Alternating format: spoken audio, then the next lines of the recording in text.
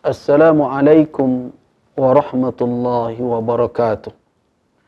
Alhamdulillahil ghaniyil hamid. Alladhi a'ta li'ibadihi ni'aman la yahsuruhal adad. Wallahu ladhu fadlin 'alal alamin. Ashhadu an la ilaha illallah waliyyus salihin. Wa ashhadu anna Muhammadan abduhu wa rasuluh wa nabiyuhul amin. Allahumma salli wa sallim ala abdika wa rasulika wa habibika Muhammadin wa ala alihi wa ashabihi ajma'in, amma ba'du. Ibadallah, ummatul Islam rahimakumullah. Tidak sedikit petunjuk di dalam Al-Quran dan Sunnah yang mendorong kita kaum muslimin untuk peduli dengan sesama, memiliki rasa kepedulian yang tinggi dan sensitif dengan penderitaan serta kesusahan saudara-saudara kita seiman. Al-Quranul Karim menyuruh kita untuk saling tolong-menolong di atas kebaikan dan ketakwaan. Rasulullah sallallahu alaihi wasallam mengumpamakan orang-orang yang beriman keseluruhan bagaikan tubuh yang satu. Idza ishtaka lahu udwun, apabila satu anggota tubuh sakit, tada'a lahu, maka akan terasa oleh sairul jasad, seluruh tubuh, bisahri wal humma, di mana kita tidak bisa tidur, seluruh tubuh merasa meriang, padahal yang ditimpa oleh penyakit adalah satu anggota dari tubuh itu. Begitulah perumpamaan yang begitu indah dan begitu dalam petunjuk Al-Quran dan Sunnah. Tapi yang jadi persoalan adalah petunjuk yang begitu indah, bahkan kita lihat diamalkan oleh sebagian orang yang tidak beragama dengan agama yang diajarkan oleh Nabi Muhammad sallallahu alaihi wasallam. Diamalkan oleh non-muslim, oleh orang-orang yang tidak berakidah seperti akidah kita. Tapi mereka melihat ada nilai kebaikan di balik ajakan itu. Walaupun mungkin kebaikan yang mereka lihat adalah kebaikan yang terbatas, kebaikan material, hanya kenyamanan duniawi. Tapi setidaknya mereka mendapat buah dari nasihat baginda Rasul sallallahu alaihi wasallam, dari petunjuk firman Allah Subhanahu wa taala. Sedangkan kita kaum muslimin kadang menyedihkan. Saya teringat ketika gempa dahulu, gempa 30 September di Sumatera Barat. Di saat orang sedang kesusahan, gedung runtuh, banyak yang meninggal, suasana kocar-kacir. Nah, tidak sedikit orang yang tanpa perasaan memanfaatkan situasi yang rumit dan sulit itu untuk mengeruk keuntungan, tidak peduli apakah itu akan menyusahkan dan menimbulkan mudarat kepada orang banyak. Saya ingat minyak sampai sekian puluh ribu 1 liter, dan semuanya dilakukan dengan sengaja, dan tidak sedikit yang melakukan itu juga kaum muslimin. Mudah-mudahan itu dilakukan karena ketidaktahuan, kejahilan. Semoga Allah Subhanahu wa taala memaafkan kita semua. Nah, apakah dalam kondisi seperti ini masih adakah di antara kaum muslimin yang memanfaatkan situasi di tengah-tengah saudaranya sedang bergelut dengan kesusahan seperti itu? Bukan perkara luxury, kebutuhan mewah, tapi ini perkara hidup, perkara qiwamu'is, penopang kehidupan.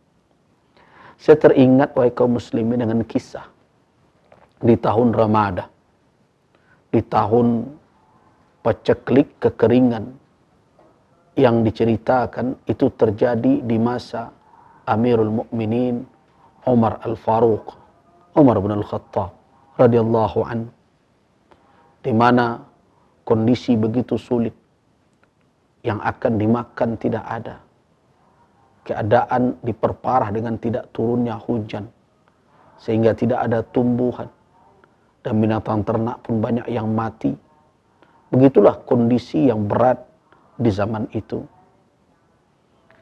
Nah, ketika masyarakat datang kepada Umar bin Al-Khattab mengadukan tentang kondisi mereka yang sudah tidak ada lagi jalan keluar, maka apa jawaban Amirul Mukminin Umar bin Al-Khattab? Isbiru wahtasibu. Bersabarlah kamu sekalian dan berharaplah pahala dari Allah Subhanahu wa taala. Memang itu adalah sikap mendasar yang tidak boleh hilang dari kita orang-orang yang beriman. Karena Allah Subhanahu wa taala telah memperingatkan kita, "Wala nabluwannakum bisyai'in minal khaufi wal ju' wa naqsin minal amwali wal anfusi wath thamarat wa basyiris sabirin." Beri berita gembira orang-orang yang sabar. Karena itu ada ihtisab, ada harapan kita di dalam kesabaran ini, yaitu busyra, berita gembira dari Allah Subhanahu wa taala. Nah, kemudian Umar bin Al-Khattab radhiyallahu anhu, Amirul Mukminin, berharap mudah-mudahan sebelum sore tiba akan ada jalan keluar. Yufarrijullah, Allah akan memberikan kelapangan jalan keluar dari kesusahan yang kita hadapi ini. Tidak lama setelah itu bertersiarlah berita, ada 1000 onta, satu kafilah dagang yang datang dari Syam, membawa barang-barang yang tentu sangat dibutuhkan di kota Madinah ketika itu. Siapa yang punya? Dzun Nurain, Utsman bin Affan radhiyallahu an, pedagang besar, konglomerat di zaman itu kalau kita bandingkan dengan kondisi sekarang. Unta yang banyak membawa barang dagangan. Coba bayangkan di saat orang lain tidak bisa mendatangkan, di saat pedagang-pedagang lain kesusahan, di saat itu Umar bin Al-Khattab berharap agar ada jalan keluar. Coba lihat kebutuhan pasar ketika itu. Kalau pebisnis hari ini melihat peluang seperti itu dan dia hanya mengandalkan keuntungan lipat ganda, ini adalah peluang besar. Orang bisa berlipat-lipat kekayaan. Tapi apa yang terjadi pada Utsman ibn Affan ketika kafilah yang begitu banyak membawa barang itu sampai di depan rumahnya dan dia turunkan barang-barangnya? Apakah Utsman bin Affan tidak melihat kondisi pasar? Tentu. Dia pedagang yang ulung. Sudah bertahun-tahun dia melakukan kegiatan perdagangan. Nah, tapi apakah Utsman bin Affan memanfaatkan situasi dan keadaan yang seperti itu, yang tidak hanya sebatas kebutuhan orang, tetapi kebutuhan itu semakin tinggi disebabkan oleh ujian musim panas, kemarau yang panjang dan paceklik, yang merupakan ujian yang didatangkan oleh Allah Subhanahu wa taala kepada orang beriman. Tentu di sini berbicara bukan hanya nalar bisnis, tetapi juga adalah guratan-guratan keimanan yang ada di dalam kalbu. Bukan hanya yang berbicara adalah semangat untuk meraih keuntungan material, tapi juga harapan-harapan keimanan untuk mendapatkan pahala berlipat ganda. Nah, ketika itu datang para pedagang ke rumah Utsman menawar dagangan. Tentu ini adalah pedagang pengecer. Mereka mengatakan, juallah kepada kami, wahai Utsman. Utsman tahu apa yang akan dilakukan orang-orang ini. Kesempatan, peluang bisnis. Akhirnya Umar menawar, berapa kalian? Kam turbihunani. Berapa kalian beri saya keuntungan dari dagangan saya ini? Para pedagang mengatakan, a'tika dirham bidirhamain. Kami berikan 1 dirham harga barangmu, kami beli dengan 2 dirham. Maknanya engkau mendapatkan keuntungan 100%. Utsman tersenyum sambil berkata, siapa yang bisa menambah lebih dari itu? Ada yang berkata berani, kami berikan dirham, kami berikan 1 dirham engkau dengan 3 dirham. Utsman masih berkata, siapa yang bisa melebihkan? Sampai akhirnya mereka menawar 1 dirham, kami berikan 5 dirham. Harga barangmu 1 dirham, kami berikan 5. Berarti kamu telah mendapatkan berapa? 400%. Tapi kata Utsman, saya ingin diberikan lebih dari itu. Kata para pedagang, tidak ada lagi pedagang Madinah selain kami. Siapa yang akan mampu memberikan engkau lebih dari 5 dirham untuk nilai barang 1 dirham? Kata Utsman, itu aku diberikan dirham bi'ashar. Aku diberikan keuntungan 1 dirham nilainya 10. Semua orang terheran. Kenapa?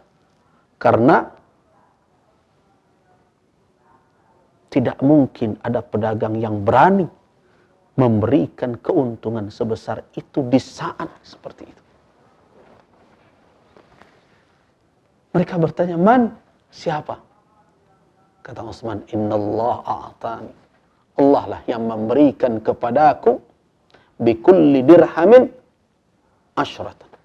Setiap dirham aku dapatkan 10. Fahal indakum ziyadah? Kata Utsman.